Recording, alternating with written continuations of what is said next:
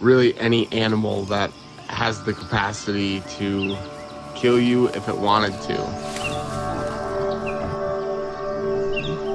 It just feels so cool to be around an animal that decides that it doesn't need to kill you.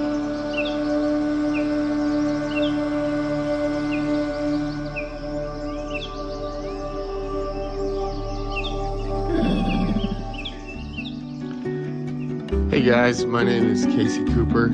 I am a wildlife photographer and Alaskan bush pilot.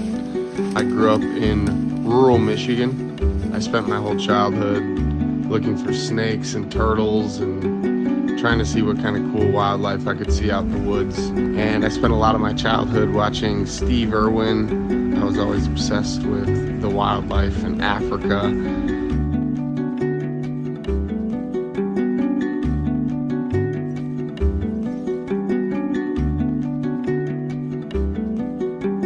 How do I prepare myself physically and mentally for a shoot with a dangerous animal? There's really not a lot of mental preparedness. Like I said, I don't really have much of a fear for wildlife. I do have a massive respect for them while maintaining distance and understanding that things could go dangerously if I don't act accordingly. I'm much more afraid of things like being in cities where there's a lot of people. I would much rather be walking in the backcountry of Alaska surrounded by bears than walking in a city that I'm not very familiar with.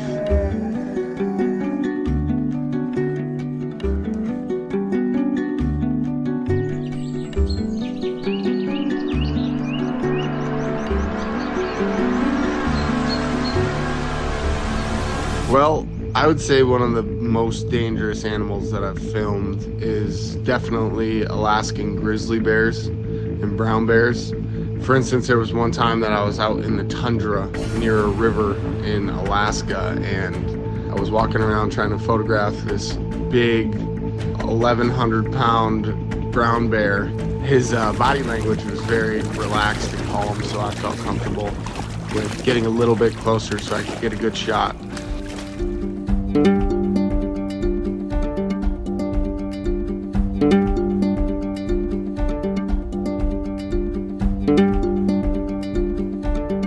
I would say how I overcome challenges when photographing dangerous wildlife would be just being calm in all circumstances and being prepared for a worst case scenario.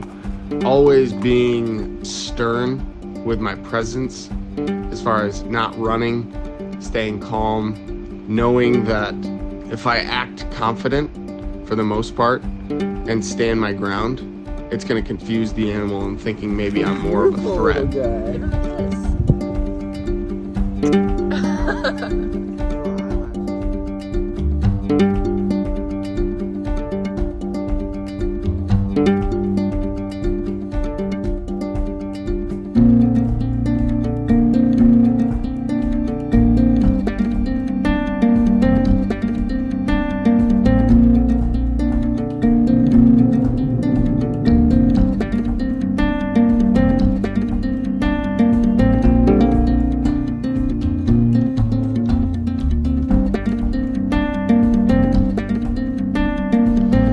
I would say some of my favorite animals to shoot are sharks.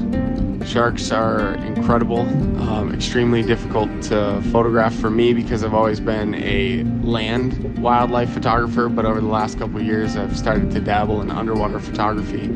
Water in the open ocean with an animal that's way faster than you and you're in their area.